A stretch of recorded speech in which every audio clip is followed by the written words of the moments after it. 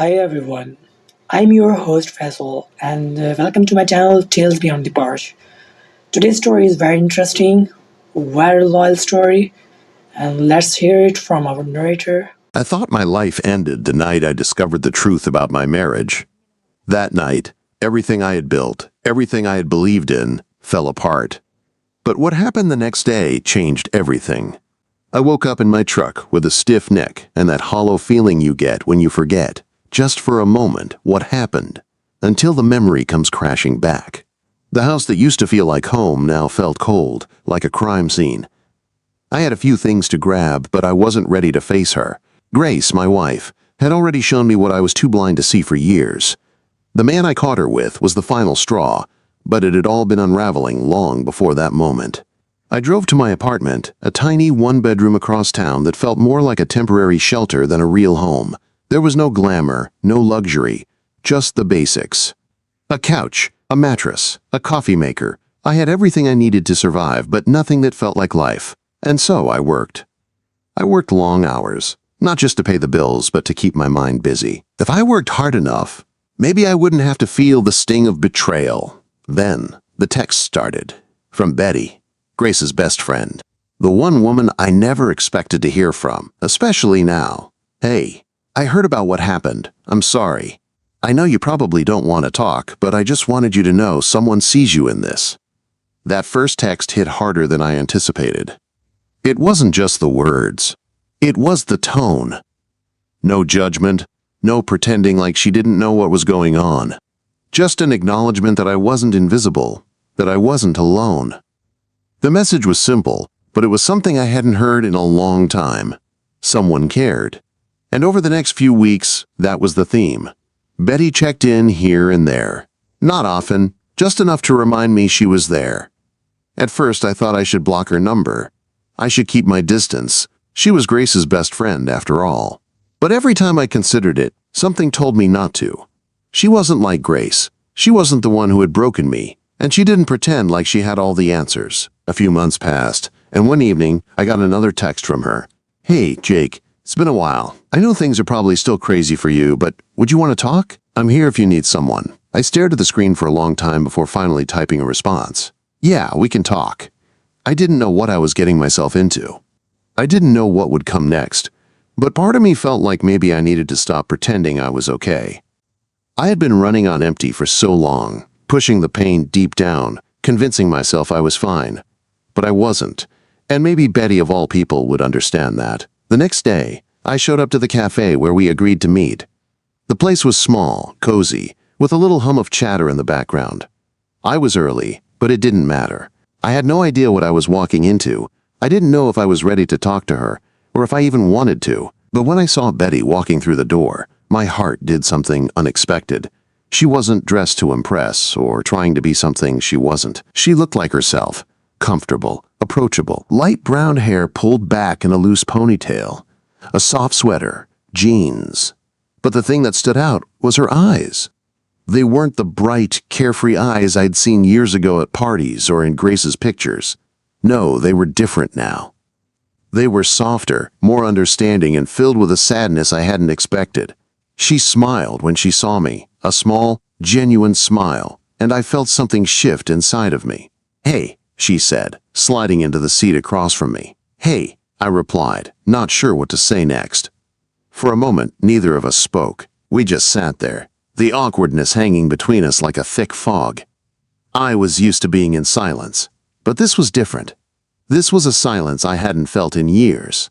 I wasn't sure if you'd come, she said finally, breaking the silence. I wasn't sure either, I admitted, feeling the weight of it all. I had no idea what I was doing. All I knew was that I didn't want to be alone anymore. We talked for what felt like hours. She didn't ask about Grace. She didn't ask about the mess I was in, the lawyer calls, the house I was trying to sell. She just listened. And for the first time in so long, someone actually listened. She didn't try to fix things, she didn't try to make me feel better, she just let me speak without judgment, without expectation. Eventually the conversation slowed. I wasn't sure how we'd gone from silence to words, but it had happened. And then, just when I thought things were winding down, she looked at me with those soft, steady eyes. Jake? she started, her voice quieter now. "I know the timing is terrible, but I want to ask you something." My heart beat a little faster. What could she possibly want from me? "Would you want to go on a real date with me sometime?" I blinked, not sure I had heard her right. "You want to go out with me?" I asked, my voice coming out more surprised than I'd intended. She nodded, her cheeks flushing just a little. "I've always admired you," she said, her voice soft, almost apologetic. "But I never said anything because you were married, and that boundary mattered. But now, things are different, and I thought maybe this could be something, or at least worth exploring." I didn't know what to say. I didn't know if I was ready to even think about something like that. But looking at Betty, seeing the gentleness in her eyes, something shifted inside of me. "I don't know what the future looks like right now," I said slowly, "but I'd like to go out with you." She smiled, that same small, warm smile that made everything feel just a little more hopeful. "Okay," she whispered. I didn't know then, but that moment would be the start of something completely unexpected, something I never saw coming. The days following that first date with Betty felt like I was living in a different reality. It wasn't just the obvious shift, going out with Grace's best friend, but more like a quiet change that was happening deep inside me. I'd spent months trying to fix everything with Grace, fighting for something that was already lost. And yet, here I was with Betty, someone who had been in the background of my life for so long, suddenly stepping into the light. Our next few dates weren't anything special. No fancy restaurants or extravagant gestures. We kept it simple, low pressure. Coffee before work, walks around the neighborhood, even a movie night at her place where she fell asleep halfway through. I didn't mind. In fact, I loved it. For the first time in a long time, I didn't feel like I had to try. I didn't have to plan some big romantic gesture or act like someone I wasn't. With Betty, everything felt natural, effortless. One evening, as we sat in her small apartment, the evening light filtering through the blinds, she said something that made me stop in my tracks. "Jake," she said, her voice a little quieter than usual, "I know you've been through a lot, but just want you to know that I see you. I see everything you've been carrying, and I just want you to know you're not alone." Her words hit me harder than I expected. It was like she had seen straight through the walls I'd built around myself, the walls I'd spent so long hiding behind. I hadn't realized just how much I needed to hear that. "I've been trying to get through this," I said, my voice rough, "trying to fix everything. But nothing seems to work, and now I'm just lost." Betty reached across the table, her hand gently resting on mine. It was a simple gesture, but for some reason, it felt like everything I'd been looking for had just found its way back to me. In that moment, I didn't feel broken. I didn't feel like the guy whose marriage had fallen apart. I just felt seen. We didn't talk about the divorce much. We didn't need to. It was still there, like an elephant in the room, but neither of us pushed it. Instead, we focused on the small things, how I liked to drink my coffee black, how she preferred to watch movies with subtitles, how we both had a soft spot for bad 90s sitcoms. It felt easy, like we were building something without rushing, without the pressure of expectations. But despite everything feeling right with Betty, there were still moments of doubt, moments where I'd catch myself wondering if I was moving too fast. Was I ready to start over? Was I ready to give my heart to someone else? One night, as we sat on the hood of my truck, overlooking the city, I asked her about it. "Do you think I'm ready for this?" I asked, my voice quiet as I stared at the lights below us. "I mean, after everything with Grace, can I even love again?" Betty was silent for a long time. I wasn't sure if she was thinking about her answer or simply letting the question settle in the air. When she spoke, her voice was soft but steady. "Jake," she began, her gaze meeting mine. "I don't think there's a timeline for love. You don't have to rush it. But I think you're already doing it. You're already opening up to the idea of something real. And that's enough for now." Her words didn't just comfort me. They gave me something I hadn't realized I needed, permission to take things one step at a time. I didn't have to figure everything out in one go. I didn't have to force myself to be okay. I just had to let things happen. As the weeks passed, we kept growing closer. We didn't have to talk about the past as much anymore, and that felt like a relief. But Every now and then, when I least expected it, I'd get a text from Grace. It would always be about something trivial, how to handle the furniture, whether she could pick up the mail, but each time the text would stir something in me. I didn't know if I was angry, or if I was just still hurt. I didn't know if I was ready to face that chapter of my life again. One day, as I stood in my apartment, sorting through a pile of papers, Betty walked in and saw the text from Grace on my phone. I didn't even have to show it to her. She could tell by the way I was staring at it that something was still holding me back. "I'm not asking you to forget her, Jake," Betty said, her voice gentle. "But you can't keep carrying that weight forever. You deserve to be free of it." It was like a light bulb went off in my head. She was right. I didn't need to forget what had happened, but I needed to let it go. Grace had made her choices. I couldn't keep letting her actions control my future. And more importantly, I couldn't let her steal the chance at something real, something I deserved. That night, after a long conversation with Betty, I made a decision. I was finally going to file the final paperwork for the divorce. I had dragged it on for months, not knowing how to close that chapter of my life. But now, with Betty's steady support and understanding, I was ready. And the moment I made that decision, something in me changed. I no longer felt like the victim of my past. I wasn't stuck in a loop of anger or regret. I was ready to move forward, ready to finally start living again. The next morning, I sat at the kitchen table, filling out the final divorce documents. Betty was sitting across from me, her presence a quiet anchor. "Are you sure about this?" she asked, her voice soft but supportive. I nodded, taking a deep breath. "Yeah, I am. It's time." As I signed the papers, I felt a strange sense of relief wash over me. It wasn't the end of everything, it was just the beginning. And with Betty by my side, I finally felt like I had a shot at happiness again. I didn't know what the future held, but for the first time in a long time, I wasn't afraid of it. A few weeks passed after I finalized the divorce, and things with Betty felt like they were moving at their own pace. I no longer felt like I was running on empty, constantly trying to patch up the pieces of my broken past. With Betty, everything seemed slower, softer, more deliberate. It was nothing like the rushed, high-stress pace of my marriage to Grace. It was a new kind of calm that I never expected to find in someone else.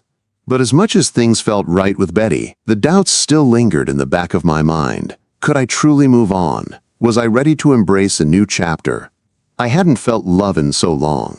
My heart had been buried under years of disappointment, but with Betty, it started to feel alive again. One Saturday afternoon, we were sitting on the couch in her apartment, the windows open to let in the cool breeze. She had her feet tucked under her, and I was leaning against the armrest, absent-mindedly flipping through a magazine. The silence between us wasn't uncomfortable. It was peaceful. But I could feel that we both knew there was something unsaid between us. "Jake," Betty started, her voice low. "Do you think you're ever going to be okay? With everything that happened? With Grace?"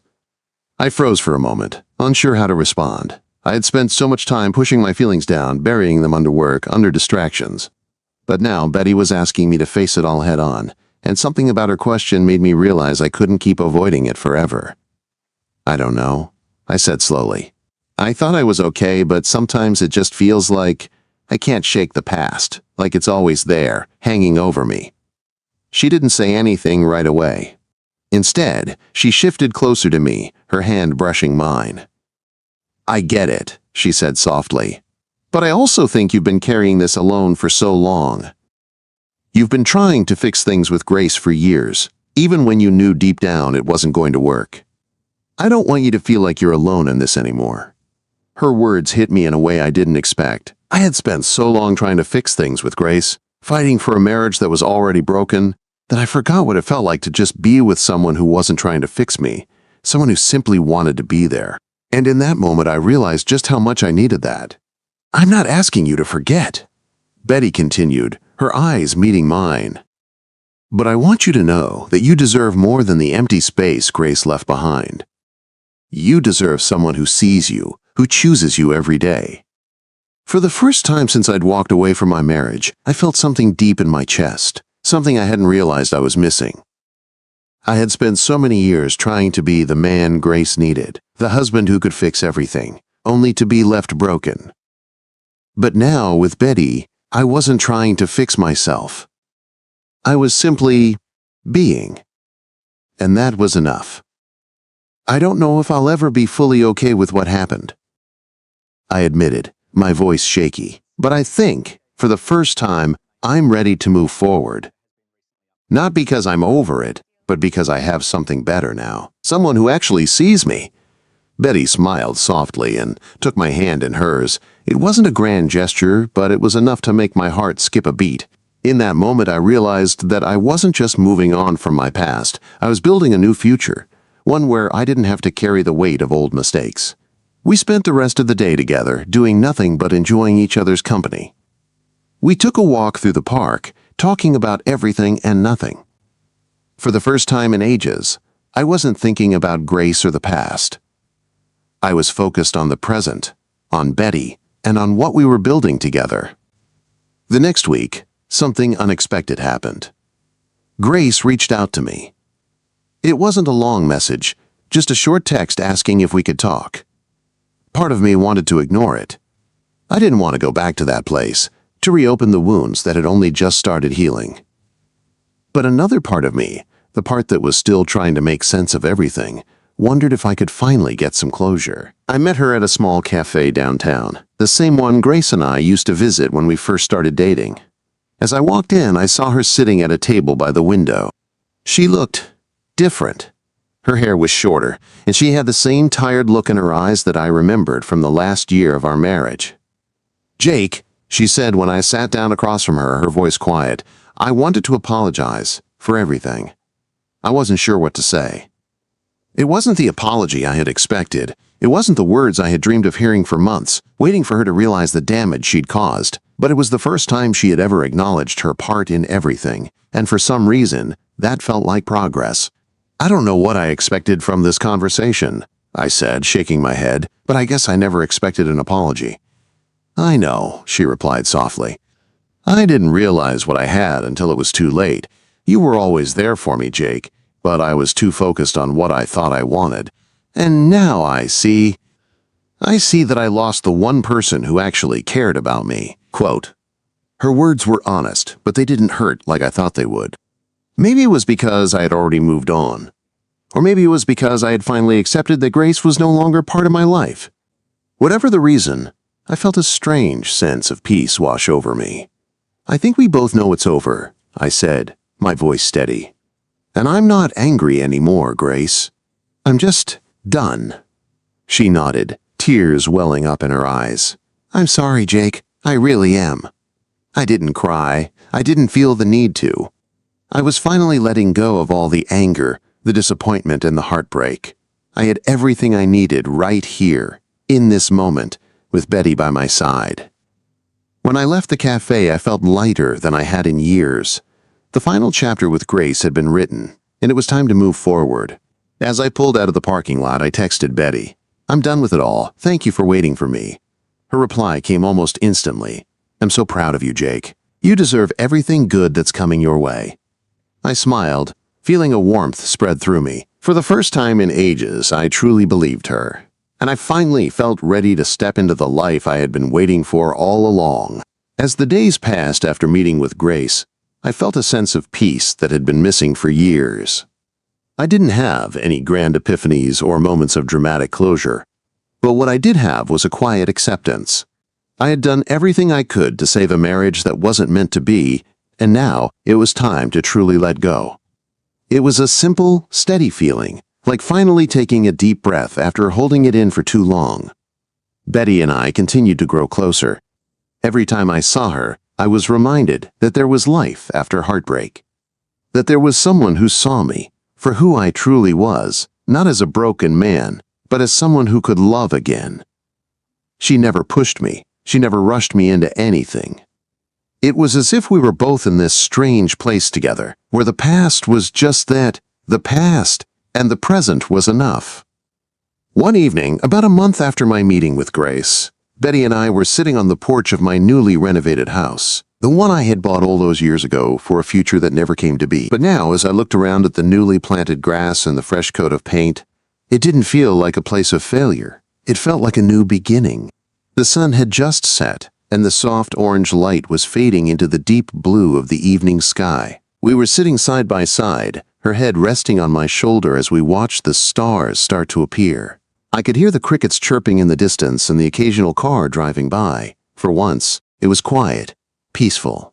"I've been thinking," Betty said after a long silence, her voice soft but steady, "about what you said before, that you were ready to move forward. I want you to know that I'm here. I'm not asking for anything, Jake, but I'm here for whatever comes next." Her words hit me in a way I wasn't prepared for. It wasn't a grand declaration of love or a promise for the future. It was just honesty.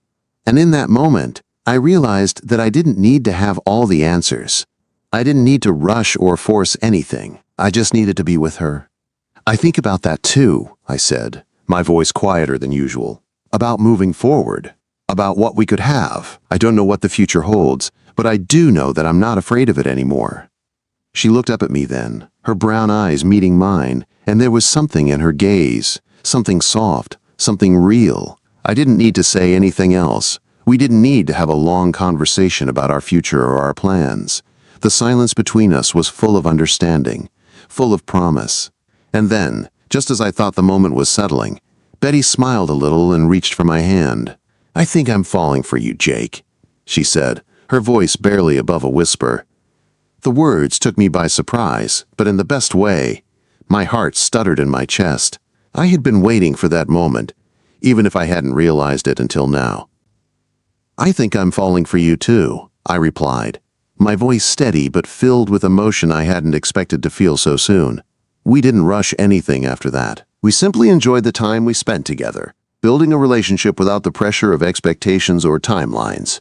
It wasn't perfect, and there were still days when the weight of my past would sneak up on me, but I no longer let it control my future. A few months later, Betty and I went to a small local park to walk around and enjoy the warm afternoon. The weather had turned crisp, and there was a slight chill in the air that made everything feel even more peaceful. As we walked along the path, I realized how far I had come. I had let go of my past, of the hurt and the betrayal. I had started to heal, and with Betty beside me, I felt like I was finally on the right path. It wasn't long after that we found out something that would change our lives forever. One evening, after dinner, Betty sat across from me, her face a little flushed. She wasn't sure how to bring it up, but I could tell something was on her mind. "Jake," she started, her voice nervous. I think I'm late." My heart skipped a beat. For a moment, I didn't process what she meant, but then it hit me. She wasn't talking about being late for dinner. She was talking about something much bigger. I looked at her, trying to keep the shock from showing on my face. "Late for what?" Betty smiled nervously, her hands shaking just a little. "I took a test this morning. It's positive. We're gonna have a baby." The words didn't sink in immediately. I sat there, staring at her, my mind racing. This was everything I had ever wanted, everything I had hoped for during my years with Grace, but never received. Now, here it was, happening with someone who loved me, who saw me, who wanted to build a life with me. I stood up, unable to sit still any longer, and walked over to her. I didn't know what to say, but then I wrapped my arms around her, holding her close. "We're having a baby," I whispered, the words finally sinking in. She smiled, her face beaming with joy. "Yeah, we are." Tears filled my eyes, not of sadness, but of disbelief. It wasn't the future I had imagined years ago, but it was the future I needed. It wasn't the life I had planned, but it was the life I had found with Betty. And for the first time in a long time, I knew I was exactly where I was meant to be. A few months later, we stood in the delivery room holding our daughter for the first time. As the nurse placed her in Betty's arms, I felt something inside me break open in the best possible way. This wasn't the family I had imagined years ago with Grace. This was a new family. A real family. A family built on love, trust, and everything I had been missing for so long. And as I looked at Betty holding our daughter, I whispered softly, "I've waited for you my whole life." She smiled through her tears, and for the first time in years, I knew that everything had finally come full circle. The story didn't end with revenge. It didn't end with anger or bitterness.